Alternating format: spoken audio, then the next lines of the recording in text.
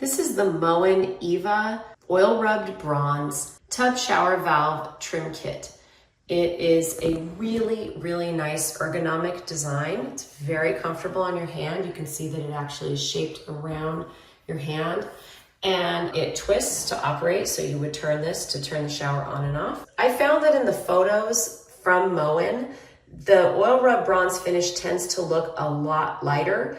In real life, it actually is a fairly dark brown color.